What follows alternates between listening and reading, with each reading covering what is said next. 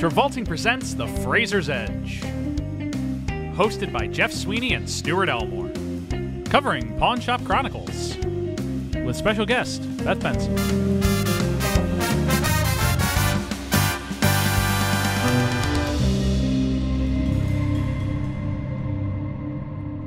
It's the chronic what calls a pawn shop. It's the chronic what calls a pawn shop. Get the fuck out of here. I don't want to hear your voice for another 18 years. I don't want to do this. I don't want to do this. Now I know why Stuart always looks so dead behind the eyes. I'm fine, Beth. I am fine. Every day is Stuart coming in and saying, I don't know how we're going to start this episode, and me saying, don't worry about it. That sounds about right. I love you, Jeff. I love you too, buddy. I covered some really bad movies. Yeah, well, it's not getting better. This movie is... I won't say it broke me, but it did leave a scar. Stuart did text me yesterday. I think this might be the worst movie I've ever seen. Yeah. I think it is.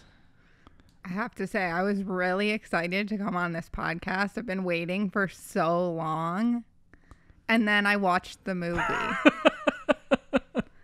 And it really, I had to immediately go to bed.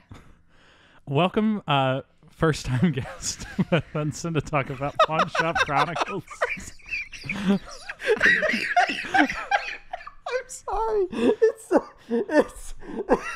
It's the first time guest for me to get on this type of movie. I'm so sorry. You deserve better. You deserve way Yeah, I was really, really excited. Jeff, new rule. Yeah.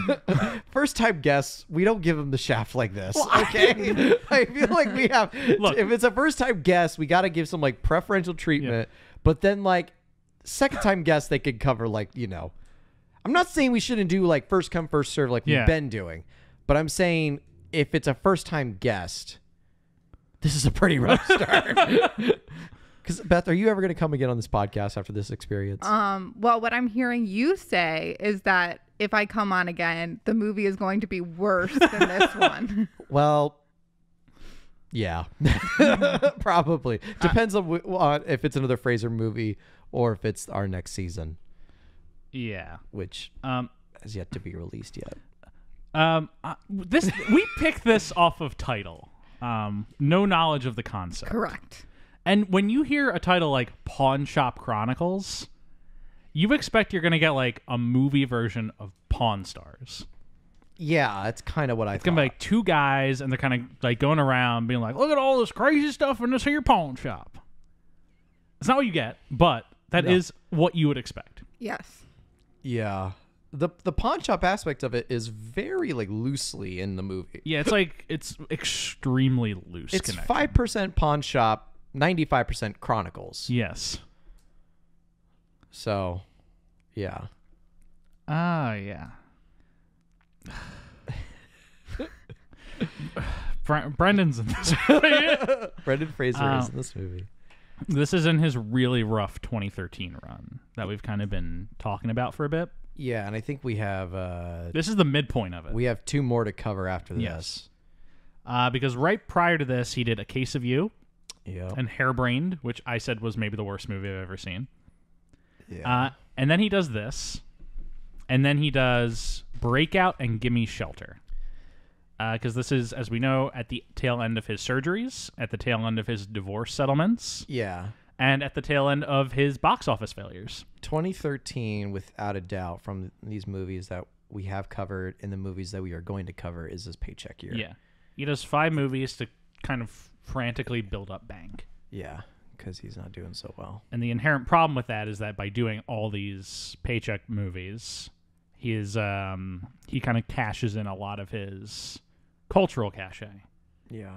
And so when it comes time for him to be in, like, when he starts wanting to do real movies again, people are like, no, you're like a direct-to-DVD action guy. You did Pawn Shop Chronicles, bro. I got one thing to say to you, Fraser. This is in the audition. 2013. Yeah. Just that 1 year. I got one word to say to you. Elvis. Yikes. Beth, coming into this, what were your first thoughts as the movie kind of began? So I actually know exactly what. The first 90 seconds, I was like, okay. And then the title animation came in, and I went, oh no. With a giant Confederate flag. And that was really, the first 90 seconds was pretty peaceful. I mean, I had watched the trailer, and I had heard that, Stuart, you said it was possibly the worst movie you ever saw. Yeah. So I didn't have high hopes, but up until 90 seconds, it was fine. Mm-hmm.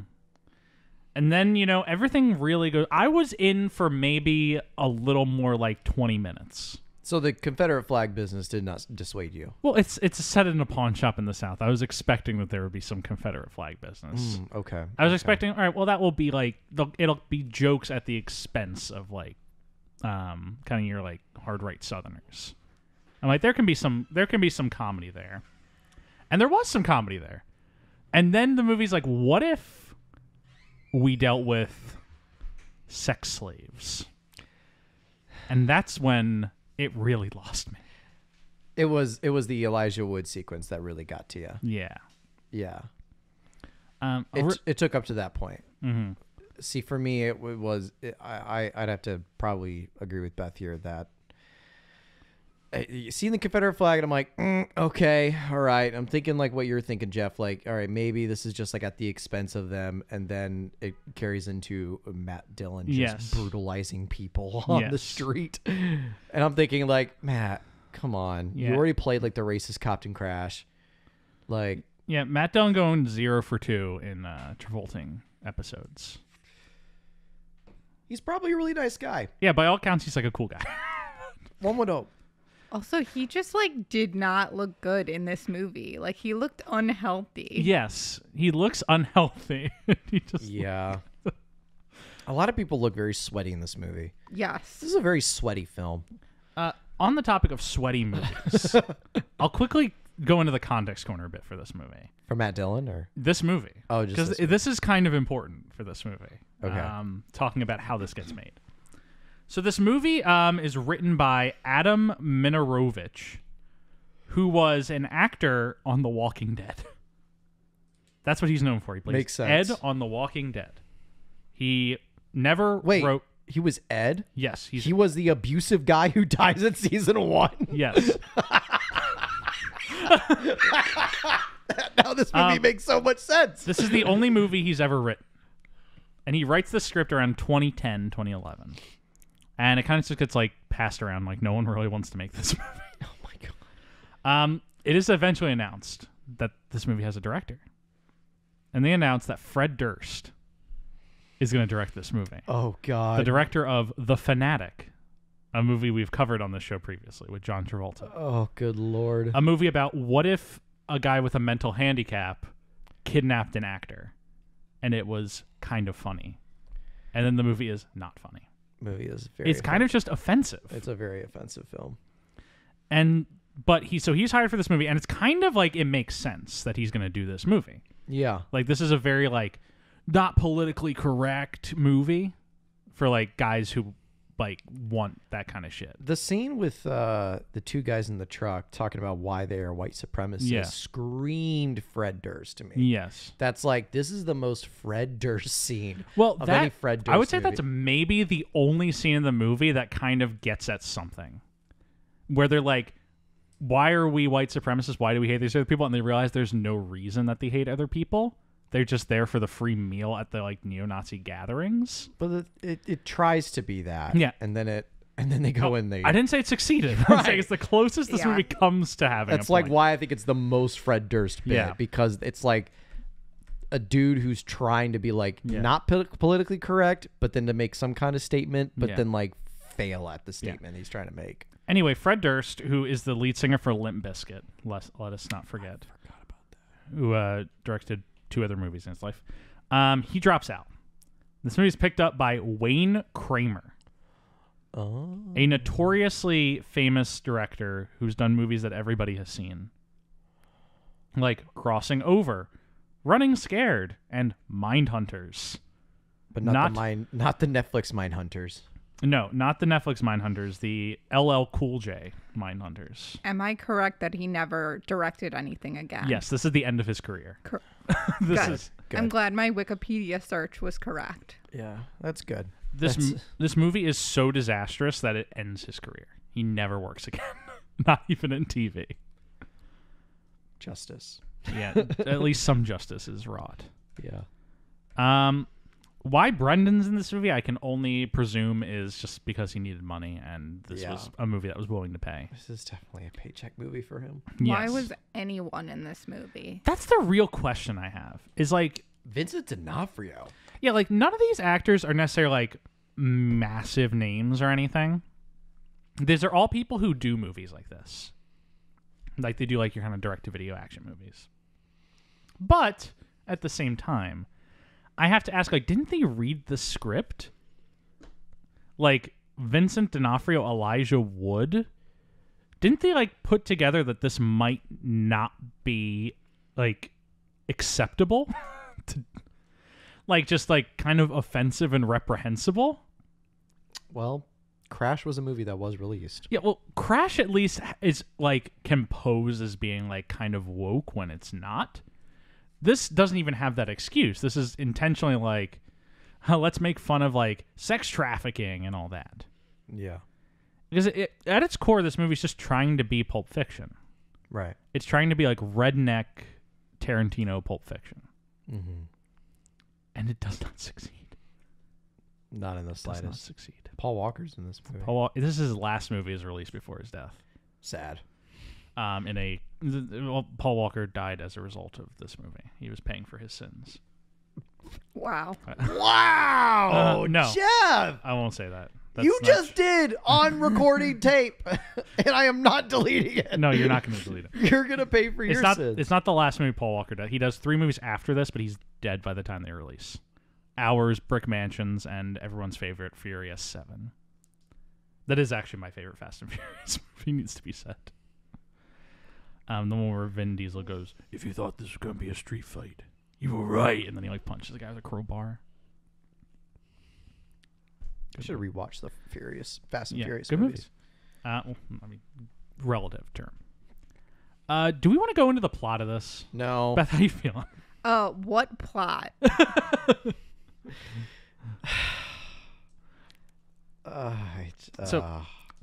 Let's go through this opening that the 90 seconds were kind of selling. It kind of starts with a nice little shot. Well, it actually starts with like a comic book. It says Pawn Shop Chronicles comic book. And like you're like kind of like a deep dueling south banjos, like your fucking generic ass cornbread southern music. And we go into the comic book and it turns into real life of a freeway. And camera pans with this truck that goes by, and then it drops down like 30 feet, and we pick up with another car driving underneath the freeway, showing that this movie is taking place beneath the realms of normal life. Track this car to a pawn shop that is, for some reason, built right underneath the freeway. It's called General Lee's Pawn Shop, and there's some Confederate flags in the window. I'm like, oh, okay. I mean, that's set dressing. That makes sense. And then the title of the movie comes up, and it's like kind of folds down like a CGI flag. Yeah, it's a CGI graphic effect. Yeah, like a CGI flag that's like kind of billowing in the wind.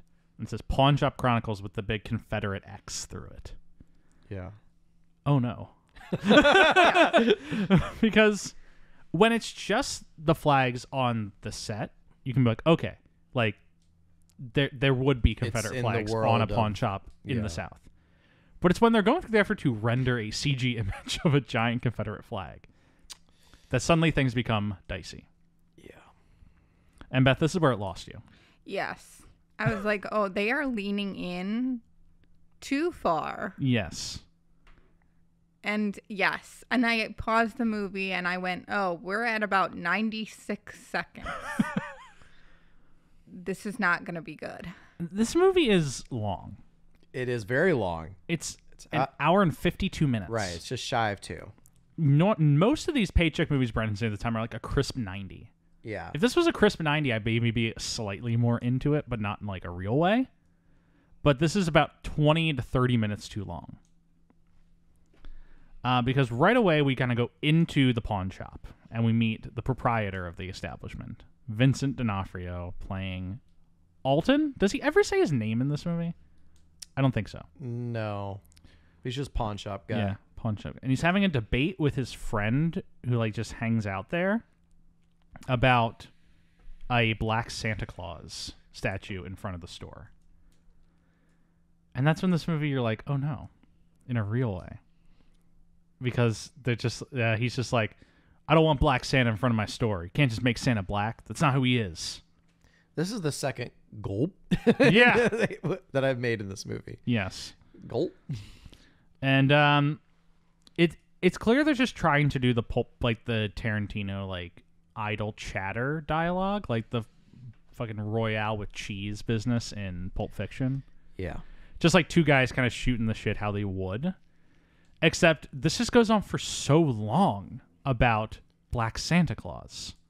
Because eventually what will happen is the the kid who comes in with his shotgun, right? Yes. And he like sort of sticks up the store, but oh no, I'm just trying to pawn off the shotgun. Mm-hmm. And Vincent D'Onofrio's like, I'll give you 20 for it. Sold. It was like, oh man, how about 50? No. 40? No. 30? No. 25? No. Oh man. And then he gives him for 20. Yeah. And so Vincent D'Onofrio gets a shotgun, and this kid runs off with $20. Yeah. Who plays this kid? I don't. Oh, it's Lucas Haas. That's who it is. It could have been Justin Long for all I know. No, it's Lucas Haas, who basically just plays like skinny little freaks in every movie that he's in. Yeah. It's his thing. Yeah. He's typecast. He's typecast For as sure. nasty little freak.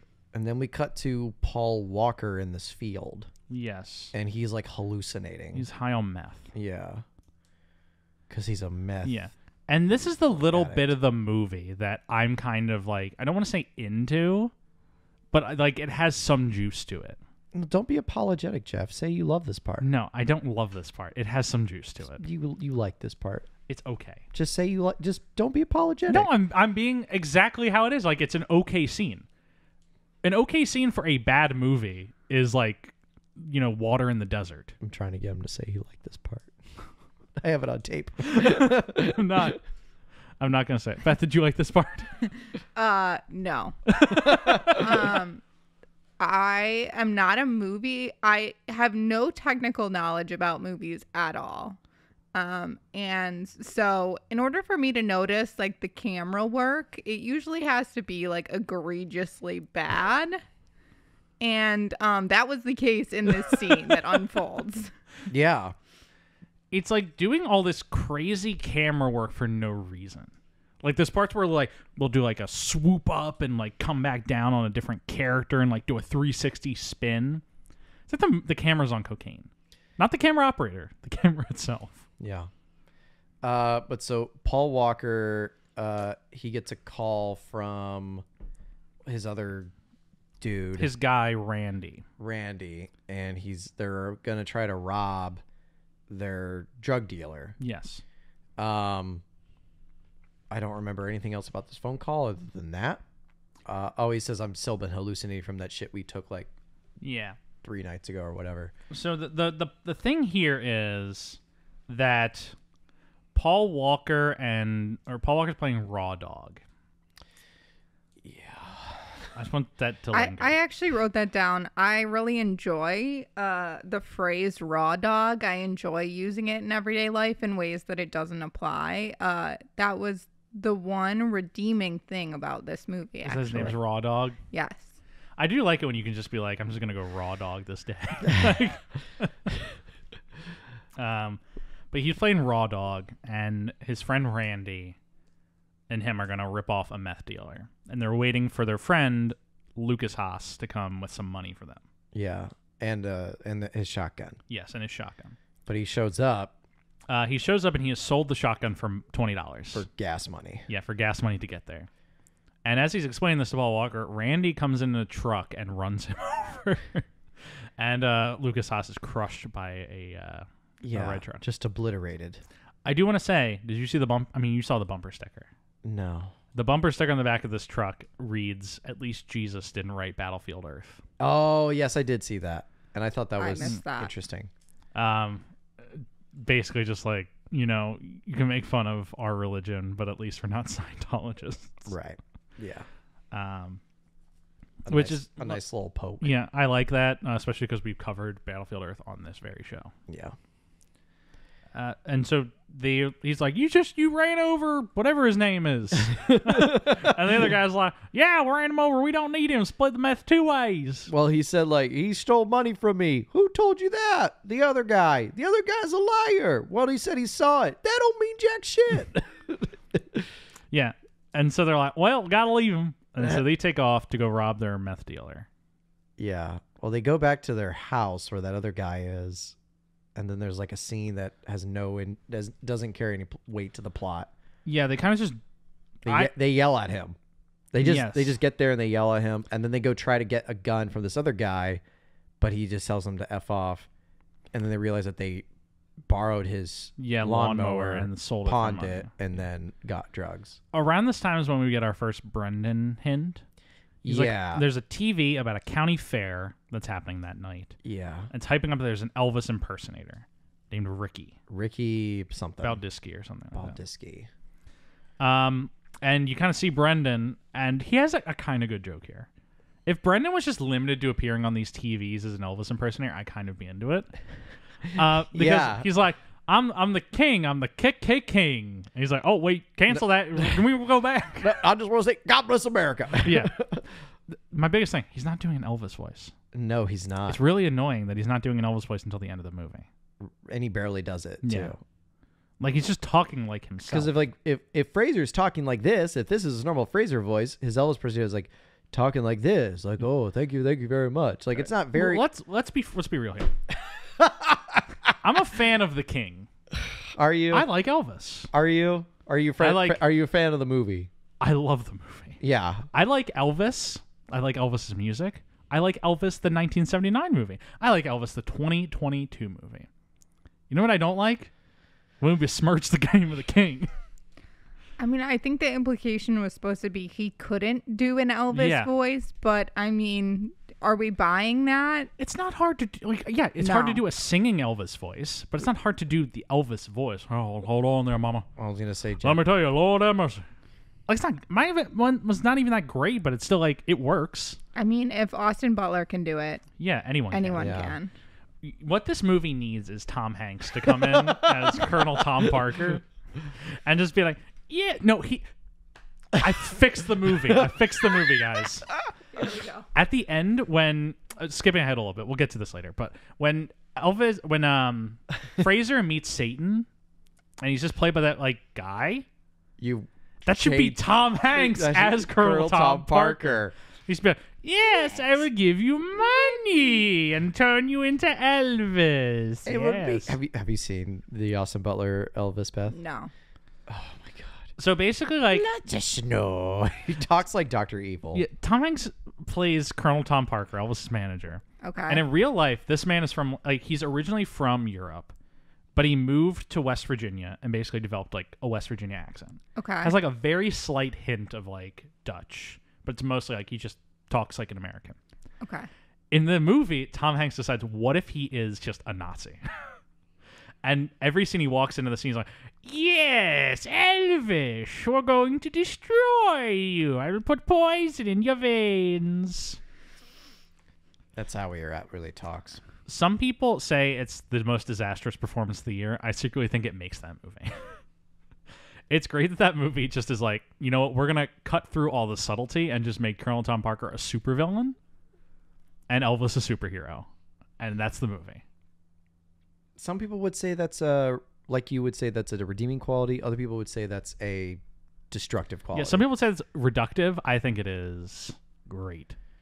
The fact that making Elvis a superhero, which is factually incorrect. No, man. I infect everybody with the snow.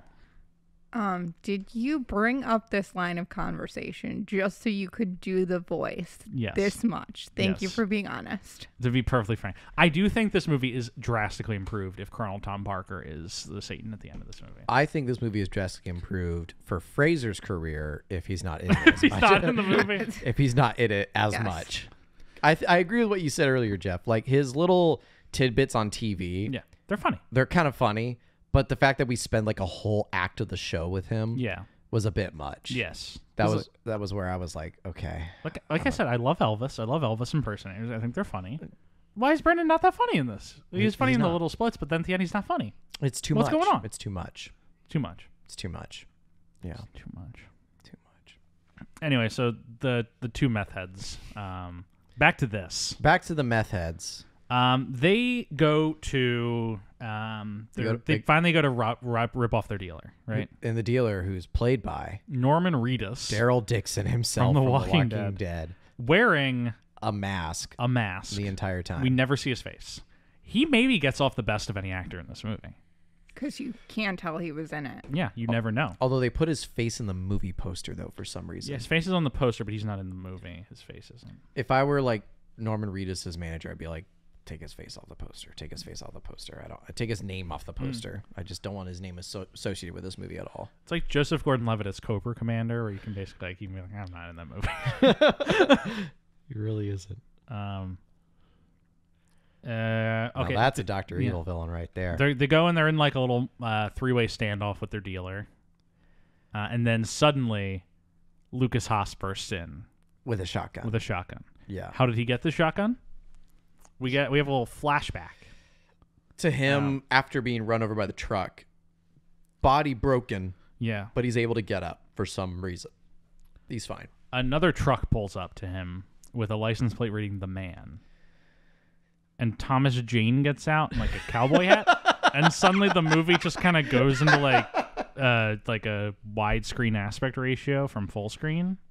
They do that a lot in this movie. Yeah, they keep doing that. And they sucks. Switch and for no reason. It doesn't. Yeah, there's no value to it. Yeah. I thought my TV was glitching, and then it happened again. I thought my TV was kind of glitching too, but yeah, it was an intended part of the movie, which it carries no weight. Yeah, like why they do it. There are like Tarantino does do that, right? But it makes sense. Yeah, like he does it at like appropriate times.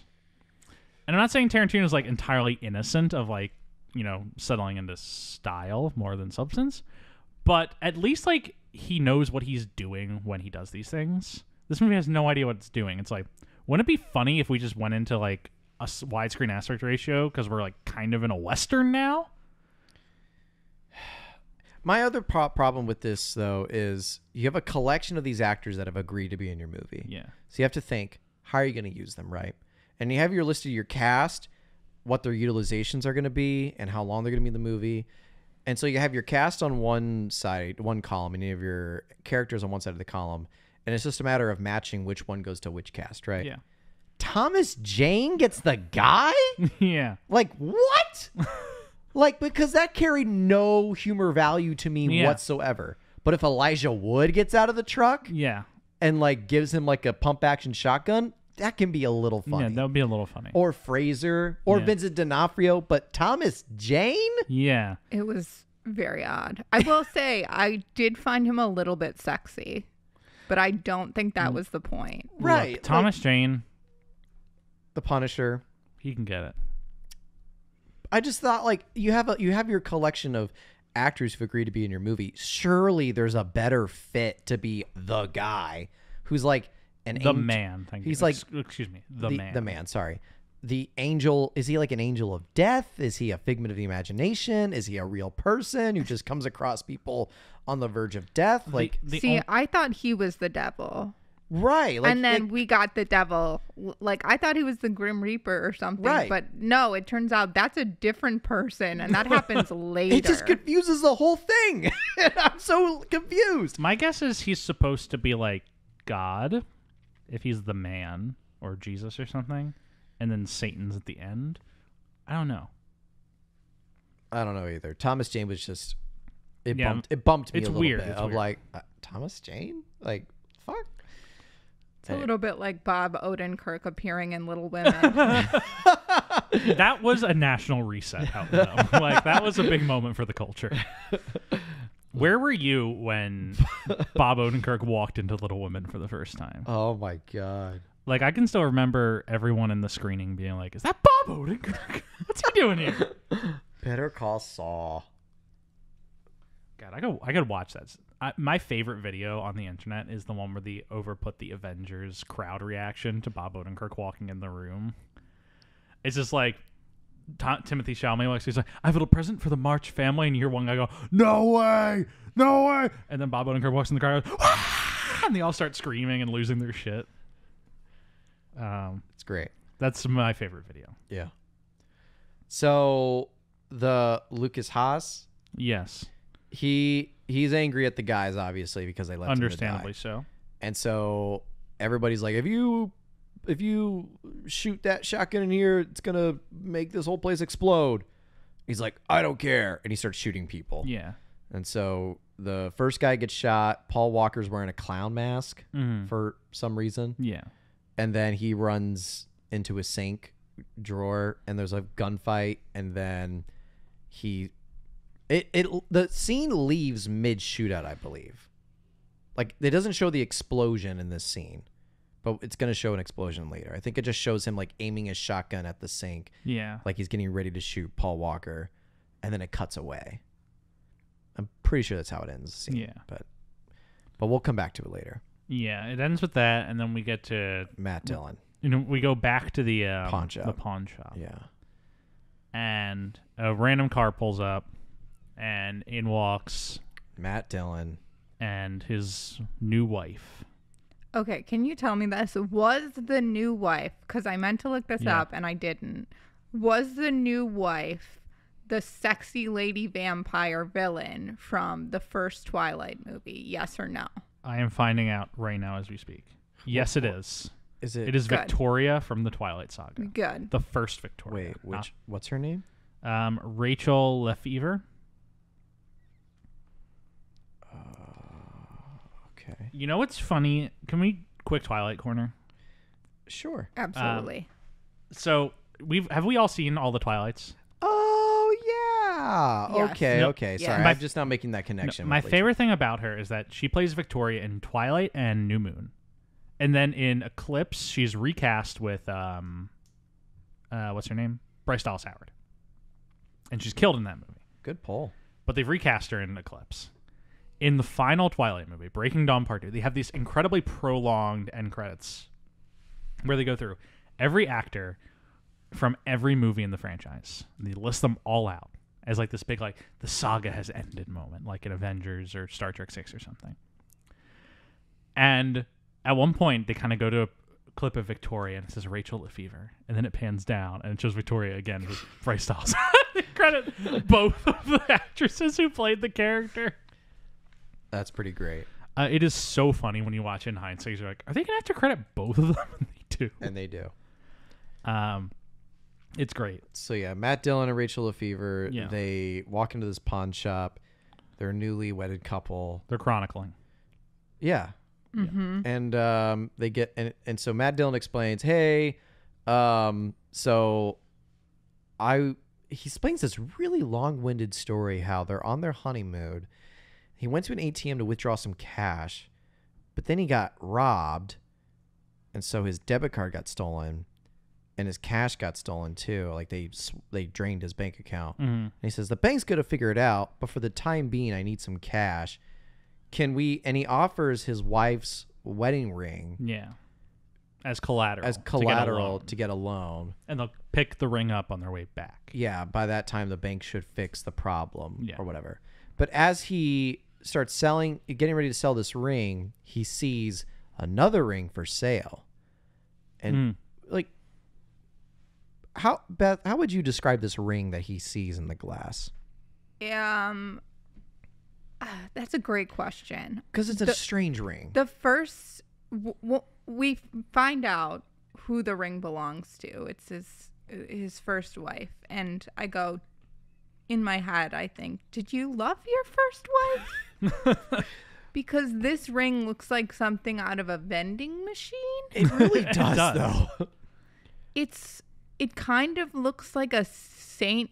Patrick's themed gold band. It's very bizarre. Because I don't really see any diamonds on it. No. But it's got like these like clove things, and it does it have like a dice emblem on it or something? Yes. Like it's from a Las Vegas like casino shop or whatever. Like it's a very strange kind of goofy ring, like akin to like a ring pop. But like but he sees it and he's like shook down to his core, and he's like, "Where did you get this ring?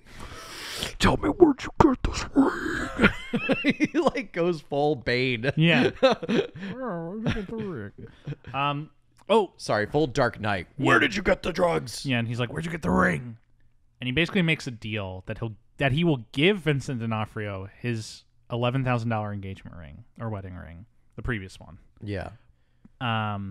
For that ring. And a car. And the car out front, which we got to talk about the car real quick. Oh, yeah. We skipped talking about the car. Yeah. Prior to Matt Dillon pulling up, Vincent D'Onofrio tells the story that a few days hence, he had been driving his, like, red, what would you even call that, beater car? Yeah. Around town, and he flipped off a large black GMC that was playing rock music. And the GMC has been hunting him ever since. Huh. Anytime he goes out driving, the GMC shows him and tries to run him off the road. Like a phantom that's haunting That's him. not going to come back later. Yeah, it won't come back at all. No. And so he's trying to sell the car, so he doesn't have to deal with this anymore. So he agrees to this deal. He'll take the wedding ring to give Matt Dillon the other ring and the car. And so Matt Dillon, now in like Terminator mode. Yeah, he's full on Terminator Dark Knight mode. Tells his wife, "Go home to Connecticut. I have something I gotta do." Because he gets the name of the guy who pawned the his ex-wife's ring, who went missing. Yeah, it's JJ something. JJ Thompson or whatever. Yeah. And so this is like, so like if the Paul Walker meth deal thing was like act 1 of the movie, this takes up like 2.5 acts, because the Matt Dillon segment is a long segment. Because he tracks down JJ to a restaurant. Yeah, tracks down. Well, he tells his wife to go home, and she's like, "Why? You can't do this to your new wife?" And he says, "I already have a wife." Yeah. And he gets in the car and drives off. He tracks JJ down to a restaurant. Out in front of it, he meets like this tall, ominous-looking guy who tries to pitch him something, and he blows past him. This is important. It'll come back. God, I don't remember any of these details. He runs into Satan out front. Oh, okay. I'm trying to figure out the actor who plays Satan in this movie. I've seen him in other things before. Yeah. He plays creepy dude in a lot of things. Anyway, so he goes in. DJ Qualls, it plays JJ. Yeah, DJ Qualls plays JJ. Also known as Rat from The Core. From 2003, The Core, with Hilary Swank and Aaron Eckhart and Bruce Greenwood. Strange movie, The Core. I should go watch it. Can imagine. This is that guy. Yes, he's a nasty little freak. If who's that kid that's like Eyebrows Kid, who's now like an Avenger? Will Poulter. If Will Poulter is Eyebrows Kid, this guy's like Nose Kid. All right. Let's rank the nasty little freaks of this movie. DJ Qualls plays JJ. Lucas Haas, who plays the first guy who gets run over, Vernon apparently, and Elijah Wood as Johnny. Rank the nasty little freaks. Elijah Wood at the top. What are you Definitely. What are you talking about? No, I'm just saying we got to rank them. It's not even a question. It's Who's number 2? Who's the second in the nasty little freak ranking? Which one's Vernon? The Lucas Haas character gets run over by the truck at the beginning. Talks to Thomas Jane. I'd say JJ, then Vernon, then... No, those are the only 3 nasty little freaks in this movie. Okay. I will not broach number 4.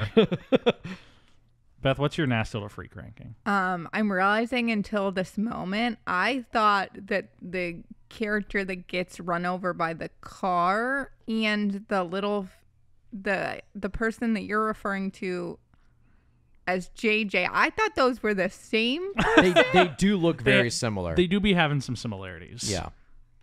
So I'm not sure. They do look very closely related to each other. There are some similarities. nasty little freak territory. I go similar, Stuart. I go the same with you. I'm Johnny, JJ, Vernon. Yeah, that's my ranking of nasty little freaks. I don't really think Vernon did anything wrong. No, he just sold his shotgun for gas money and got run over for it. But he looks like an just seemed asshole. Confused. Yeah, he's misguided more so than anything. Yeah, as many in the deep south are. JJ's weird. So he goes to JJ and he's like, "I need you to tell me where'd you get this ring?" And he's like, "I don't know." And he's like, "I ain't telling you." So then he's like, "Okay, that's how you want to play it?" Starts to beat the shit out of him. Shoves him into a burning metal pipe. Like he brands his cheek. Yeah, he brands his cheek. Then he opens up the coal pit like he's about to shove him head first into this coal pit. He's like, "Tell me! Where'd you get it? Where'd you get it?" No, he's talking like this the whole time. Where'd you get it? He's doing a Batman voice or something. No, he's doing Thomas Jane from Crash. I mean, Matt Dillon from Crash. He's doing Matt Dillon. He's just doing his voice from Crash. Okay.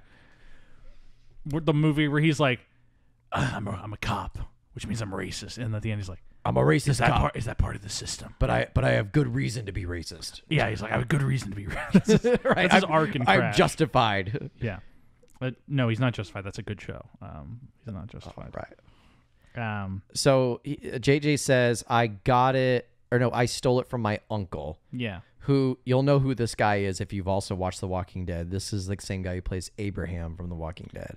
I don't actually know his name. His Uncle Ben. That's what his name is. His name is Uncle Ben. Well, first, all of us just went straight to Spider-Man. No, we go there, and Uncle Ben has been shot on the side of the street. Peter? Tobey Maguire inexplicably there. No. But it's Michael Cudlitz. You'll know him as Abraham from Walking Dead. This is basically seemingly just a Walking Dead reunion. Yeah, it absolutely is. That somehow Brendan Fraser gets cajoled into being a part of. Yeah. They probably had like some dirt. Andrew Lincoln was probably like, "No, I'm not going to be on this movie." Yeah, he's like, "I simply will not." I simply will not. And so he goes up to him, and at first it looks like they're going to have like a reasonable talk. Yeah. Because he comes on his doorstep. Ben has just like gotten home with groceries, and he's like, "Hey, I need you to tell me where you got this ring." It's like, you can't just go to my doorstep and ask me questions. Like, all right, I'll give you a deal. You tell me where you got this ring, I'll tell you where I got this ring. He's like, "Okay, I won it at a poker game." It's like, "Who'd you win it from?" "I won't tell you that." "Where'd you get your ring?" "I got it from my wife and it was stolen." It's like, "Okay, well, I want that ring back." "But you're not going to get that ring back. And you're actually going to tell me where you got it from." And then a fight breaks out. You know what the inherent problem with this movie is? The inherent problem? Yeah. Which one? What the biggest issue with this movie? None of these actors are from the South. No. It's hard to make a movie about the South if there's nobody from the South in it. Norman Reedus is the only actor I can find from the South in it, and his face is never shown. Yeah. These are all people from California and New York. I mean, it just felt very much like a movie that's saying that all people from the South are dumb, racist, and addicted to drugs, and it wasn't funny. Yeah, none of it's funny because, especially because none of these guys they're punching down. Yeah. Yeah. Absolutely. Like I recently watched a movie called Rosewood. It's like a serious drama set about the 1923 Rosewood massacre of a black community in the South. And as all because there's a lot of like white racist villains in that, they cast an incredible array of actual Southern character actors to play these roles. And it adds a lot of like emotion to the movie that these guys are kind of playing their history. In like a negative connotation, of course. Yeah. But like it feels authentically like evil. And like in the moments when the movie, because it's directed by John Singleton, who did Boys in the Hood. He's a prominent black director. In the moments when he kind of like makes fun of these racists, it feels kind of authentic as they're making fun of themselves as Southerners. Yeah. This movie being like all Californians and New Yorkers making fun of the South just doesn't work. It's not funny. No. Like, what am I supposed to do? Watch a fucking Elijah Wood make fun of like being a Southerner? This is Frodo Baggins we're talking about here. Like, come on. Yeah. So him and what I forget the actor's name. He plays Ben again. The square-headed guy. Yeah, They go back and forth for about 5 minutes just going, yeah. It's my ring. No, Yeah. it's my ring. No, it's my ring. And eventually, the cop, not Matt Crash. Dillon.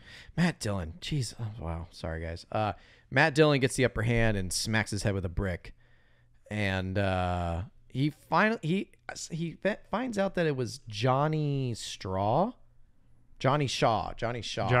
who he won the ring from. And then he knocks him out, maybe kills him. I don't know. Goes into his house, finds a phone book like Arnold Schwarzenegger Terminator style, finds Johnny Shaw, finds his address, steals a rifle off his shelf. And then before he walks out, he sees a flail. Yeah. And he's like, I'm going to take this flail. Yeah. So he takes Taking the flail. takes the flail, takes the rifle, rips out the page with Johnny Shaw's address, and he's on his way. Mm-hmm. We then cut to Johnny Shaw's house. Yeah. And he goes in.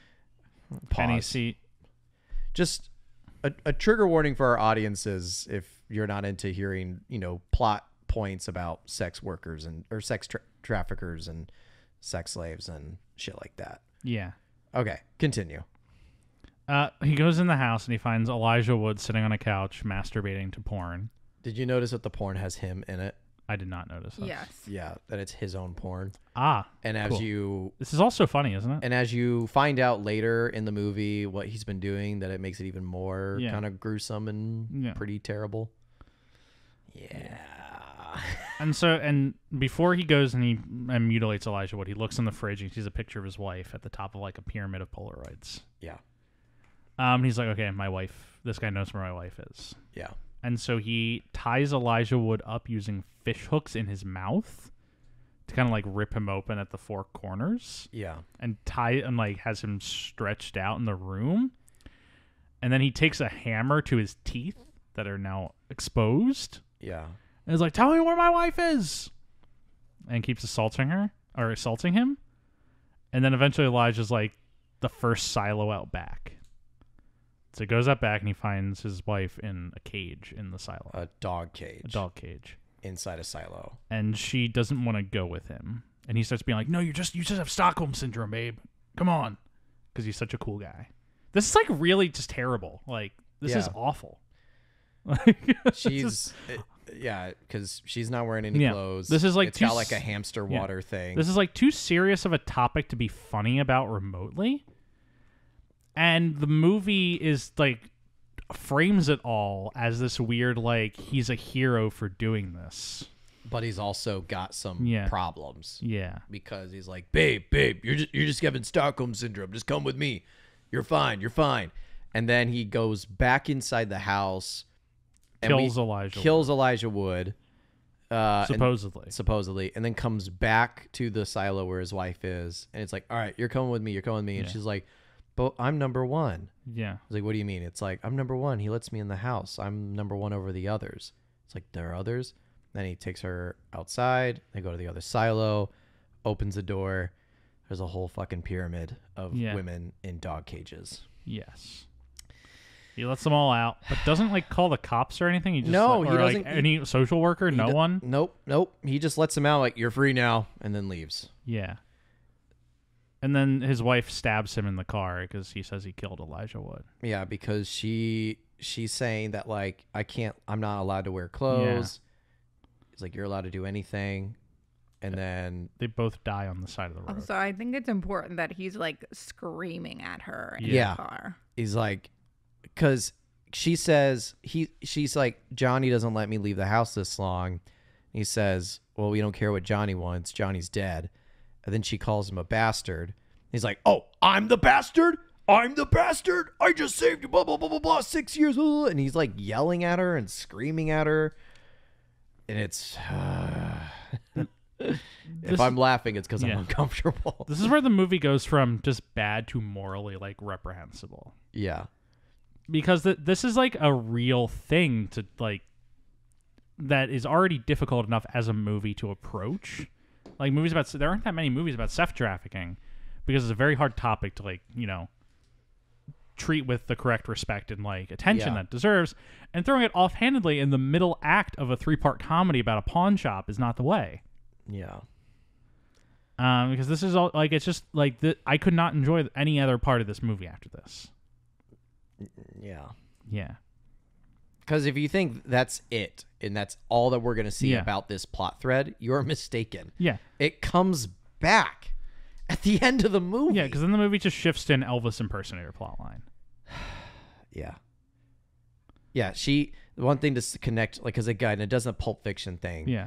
Where, like, she stabs him out of anger, and then he wrecks the car. They both die. And then, well, she stabs him. He almost runs into The two rednecks who are about to rob a meth dealer, Paul Walker and that other guy. Yeah. Connecting that thread. And then they hit a tree and they both die. And that's the end of that plot thread. It's great. It is a thing in a movie Yes. that they did. Oh, God. And, you know, then it's just like, what if Elvis was an impersonator? It's like, it just cuts to the Elvis plotline. Yeah. They had to make like a decision together in the room. Like, okay, then what comes after that? Elvis. Yeah. Brendan Fraser's Elvis. Yeah. The subject of this show. Can you imagine Brendan? The reason we have to watch this movie. Imagine Brendan Fraser watching this with like a group of friends, and he's like, "Okay, my part's coming up, guys. My part's coming up," and then it goes through the whole Elijah Wood sequence. Yeah. He's like, my part should be coming up after this," and then they die, and then it cuts to him. It's like, "Okay, now this is my part." Yeah. Like, how uncomfortable that would be. How do we feel about Brendan in this movie? He's bad. Beth, as a non-Fraser acolyte, how do we feel about Brendan? He was not good. Unfortunately, because the rest of the movie is so horrible, it makes him seem more talented by comparison. So I would say he was probably the least worst part of the movie. That's a good way to put it, because he does, like, the thing about Brendan that we talked about is he does have like a natural charisma to him. So any scene in this movie when he appears, you're like, oh yeah, there's some juice to this. But like, it's like as much juice is left in your little thing here. That's how much juice he's bringing. Jeff is lifting up an empty bottle of my Bai Boost It's juice. not empty. There's like a few drops. Like there's some backwash in the bottom. Drops in here, yeah. No, that's how much juice he's bringing. Right. His plotline I can summarize very quick because nothing happens in it. Yeah. He's a wannabe Elvis impersonator. His girlfriend leaves him. He can't afford the coffee at a diner. He's trying to like sell tickets to see him that night. No one wants to buy them. And then he decides he wants to get a haircut for his show. Yeah. Because his sideburns are uneven. And there's 2 barbers in this entire town. And they reference this early on in the movie where it's like, oh, I don't trust that guy. He's a doc guy. Yeah. He gets his haircuts at docs. Yeah. How good can he be, you know? This seems to be like it's making fun of the whole like polarization aspect. Yeah. That instead of this town being split between like Democrat, Republican, they're split between who goes to docs and who goes to cooks to get their haircuts. So Brendan Fraser gets to like, these 2 barbers are next door neighbor storefronts. Mm-hmm. And the townspeople surround him and watch what decision he makes. And he's looking back and forth. He's like, I don't know, I guess I'll go to Doc's. Yeah. Getting her on with a guy named Doc is what he says. Right. And he goes into Doc's. There's some dudes hanging out. Yeah, there's some guys hanging out. And he sits in the barber chair, and Doc, like, takes off a bit of his sideburn. But he's like, whoa, whoa, whoa. I just want to trim. He's like, well, I don't know how you get your haircuts done in the city, boy, but here in South Carolina. You know, I guess this is in South Carolina. This is in South Carolina. Which is not really deep south. Yeah. I thought it was Louisiana. Yeah. According to the Wikipedia, it's inexplicably set in South Carolina. I mean, South Carolina, like, inner South Carolina is, like, pretty... Okay. But it's not deep south. It's, like, kind of. It's not swampy south. It's kind of swampy south. Have you been to South Carolina? Yes, many times. Many times. It's like kind of swampy south. Okay. Kind of. I think of like Savannah, Georgia, or like Savannah is a gorgeous town. Get out of here. yeah, but it's swampy. Yeah, but in like the good way, where there's a dancing alligator who like brings you your meals. Or like, I don't know, New Orleans or some shit. Like it's just not like, it's not deep south. Yeah. Stuart's like, this movie, South Carolina is not nearly like grimy enough for this. You know where we should go? Savannah or New Orleans, notorious like grungy cities. Slander. Sorry, like maybe they should go to like Tallahassee, Florida or whatever. Yeah, now that. Now we're talking. Now we're talking grimy. But that's a different kind of deep south than the one that is attempting to be referenced in this movie. Yeah. Florida's almost taken out of the deep south conversation because Florida's Florida. Yeah. Florida's not like deep south. Florida's the country. Yeah, it's got its own little lore. Yeah. I do want to say I was kind of just ribbing you for saying this movie was filmed in Louisiana. Hey, wow. Look at that. Yeah. So he goes to Doc's and he freaks out and he's like, well, you know, you don't like this, you can go over to Cook's or whatever. And so he gets out and walks over to Cook's and he's like, that dude's crazy. Walks into Cook's. It's literally the exact same. Yeah, like, it's just a mirror of the same place. Yeah. Same exact guy is like sitting there. So he goes to Cook's and he's like, yeah, I just want this shaved. This crazy guy, Doc, he was like, wait a minute. Did you go to Doc's first? It's like, well, yeah. Do I look like Sloppy Seconds boy? Right. And so then he cuts his back of his neck with a razor. And he's like, the hell? That'll be $12. Yeah, that'll be $12. So then he just like patches on a fake little small patch of sideburn himself. And then he goes on to the county fair Brendan. show. And the people are beating the shit out of each other in the street over the fact that he went to both barbers. Yeah. Because like I guess in this town you pick one or the other. There is no going to both. You have to maintain balance, which we find out from the Satan figure. Because Satan shows up at some point and he's like, I want to offer you a deal, blah, blah, something. Your soul for, I don't know, talent, fame, whatever. And Beth, I do want to say that I think that is like actually like maybe one of the few well-handled jokes in this movie. Because like he's just like sitting in the chair and in the background through a window you just see like a massive fight breaking out. Yes. And it feels like the one time this movie has a visual gag to tell. Yeah. And so he goes to his performance. And if we could describe his Elvis impersonation, his performance in the show, what would we say? Well, he's not even lip singing to it. No. He's got a dumb, small little stereo that he puts the microphone up to. There's these like old ladies that have like little sparklers and fireworks, and he's doing like just some random poses, and it's all going to shit. Yeah. And eventually, you know, he can tell like this is over. Yeah, the audience is booing him. They're throwing tomatoes. Yeah. They're storming the stage. And so eventually he looks off stage, sees Satan in the background, and he points his fingers like, I'll take the deal. Yeah. And then all of a sudden the whole stage shifts, becomes like a massively decorated set. Yeah. And then he gets background singers who just show up. Yeah. And then like a whole new speaker system plays Amazing Grace from the Elvis version. Amazing Grace. That you can clearly tell he's like, it's not his like version of Amazing Grace. Brendan Fraser isn't doing an Elvis impersonation to sing Amazing Grace. Thank you, Jeff. Like me. Thank you, Jeff. Thank you, Jeff. Stuart is trying so hard to cut you off. Trying really hard. But now You really can't. I can just turn his volume down now. All right. He's cut off. Nice. Way to go. So yeah, he just lip syncs to like the Elvis version of Amazing Grace. And the audience is crying. Yeah. Everybody's going bug nuts crazy. And that, but Beth, would you like to describe what is happening in the background of him performing this, of people coming into the fair? Yes. So unfortunately, the group of women who were being kept in cages walks out of the woods, and they're all naked. They're still naked. And they start walking through this county fair. And an older man wraps them all in American flags. Yep. And they go stand at the front of the stage to watch this performance. And we've all lost our will to live. Yeah.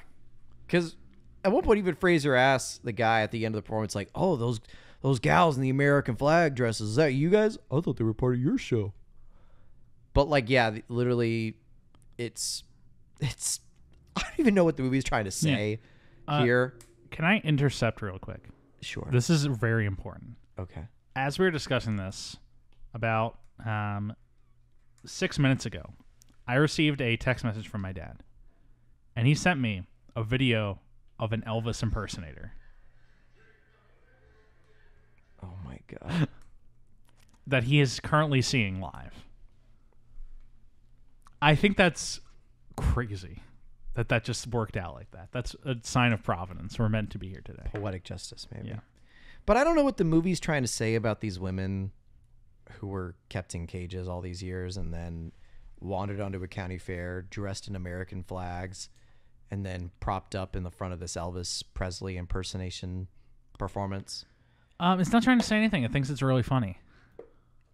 Yeah, if I believed that the people writing, filming this movie had any sort of good intentions, I could read an intent and a message in this, but you're absolutely right, Jeff. It's not saying anything. The filmmakers behind this think that this is all like just, ain't it crazy this shit happens in the South? Isn't that funny? It's not funny.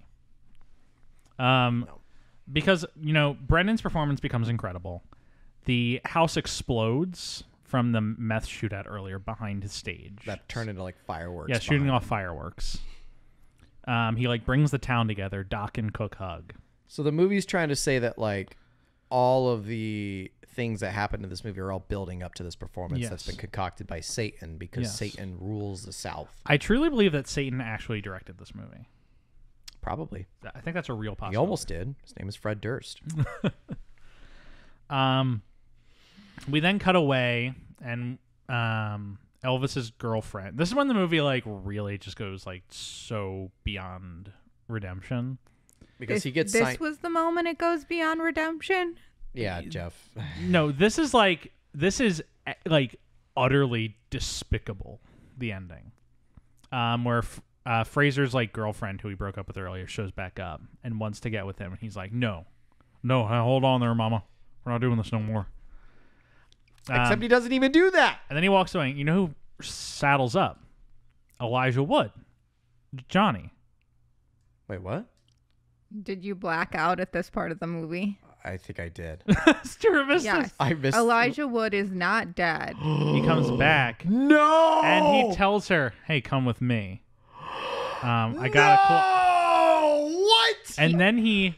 Stuart, did you just turn the movie off? You guys are lying to me. No. This is all this is all a prank. He says, "You can be my number one girl." And then he looks at all the other women lined up in the flags and goes, "I've been looking for you girls," and snaps his finger, and they all follow him. No, this does not happen. This happens at the end of this movie. No. Yes. No. Stuart, how did you miss this? This is literally the end of the movie. I must have completely blacked out. Yeah. Because I was totally not. If I'm laughing, it's because I'm so uncomfortable. And he walks away with them.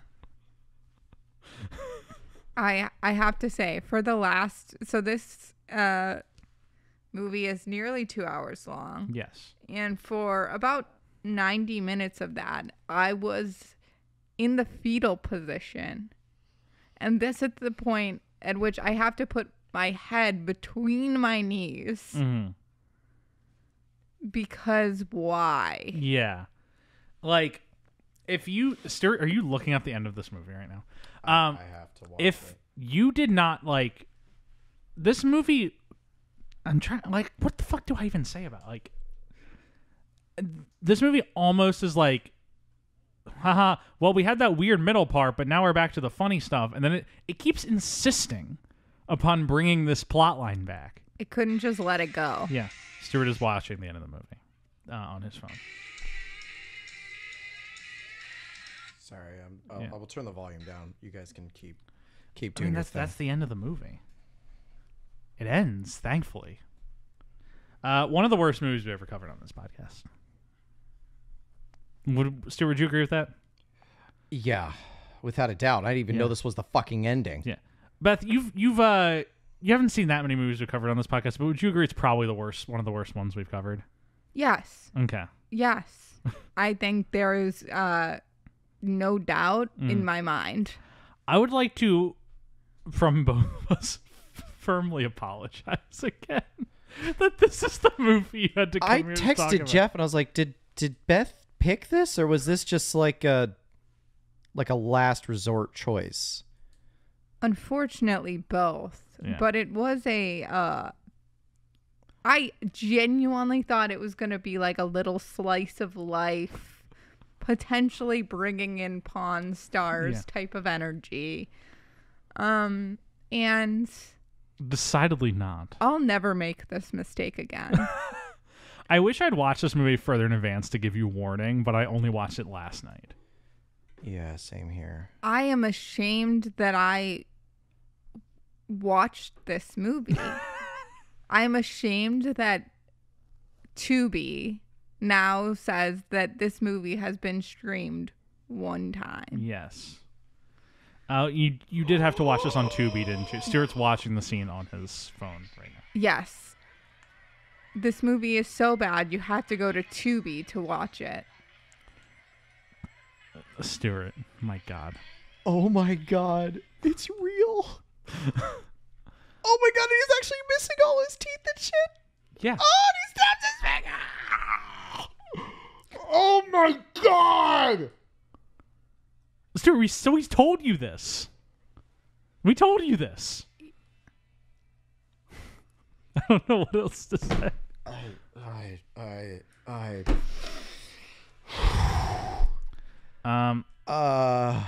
Even talking about this movie has